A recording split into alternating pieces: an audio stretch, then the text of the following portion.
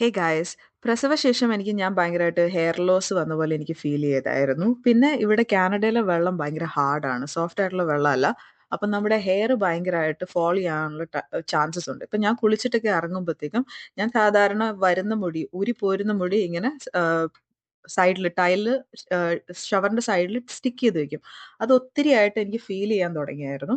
അപ്പം ഞാൻ എല്ലാ ദിവസവും ഇങ്ങനെ കോക്കനട്ട് ഓയിലാണ് യൂസ് ചെയ്തുകൊണ്ടിരുന്നത്. എല്ലാ ആഴ്ചയും ഞാൻ ഹെയർ കെയർ ചെയ്യും. കോക്കനട്ട് ഓയിൽ ഞാൻ തലയിൽ യൂസ് ചെയ്യാറുണ്ട്. പക്ഷേ അത് ഒരു ഡിഫറൻസ് തോന്നുന്നില്ലായിരുന്നു. ഞാൻ നാട്ടിൽ നിന്ന് കാച്ചിയ എണ്ണ കൊണ്ടുവന്നത് യൂസ് ചെയ്തുകൊണ്ടിരുന്നപ്പോഴത്തേക്കും നല്ല ഡിഫറൻസ് ഉണ്ടായിരുന്നു. പക്ഷെ അത് കഴിഞ്ഞിട്ട് കോക്കനട്ട് ഓയിൽ യൂസ് ചെയ്തിട്ട് പ്രത്യേകിച്ച് ഗുണമൊന്നും ഉണ്ടായില്ല.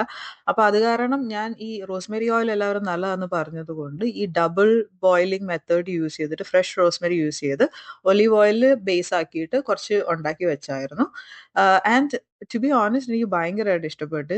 കാരണം എന്താണെന്ന് വെച്ചിട്ടുണ്ടെങ്കിൽ അത് അപ്ലൈ ചെയ്ത് കഴിഞ്ഞ് കഴിയുമ്പോൾ തന്നെ നമുക്ക് നമ്മുടെ മുടിയുടെ ടെക്സ്ചറും അതിനൊരു ഭയങ്കര ഒരു ഡിഫറെൻറ്റ് കൈൻഡ് ഓഫ് സോഫ്റ്റ്നെസ് പോലെ ഫീൽ ചെയ്യും. എനിക്ക് ഇത് എല്ലാ ആഴ്ചയും യൂസ് ചെയ്തിട്ട് എങ്ങനെയുണ്ട് ഡിഫറൻസ് എന്ന് നോക്കണം. പക്ഷേ അത് കഴിഞ്ഞിട്ട് എനിക്ക് നിങ്ങളോട് പറയാനുള്ളത്, ഞാൻ സാധാരണ മുടി എപ്പോഴും കെട്ടി വെക്കുന്ന ഒരാളാണ്. പക്ഷേ ആ ടൈമിൽ ഞാനൊരു ട്രെക്കിന് പോയപ്പോഴത്തേക്ക് I wanted to like let it go and let it flow.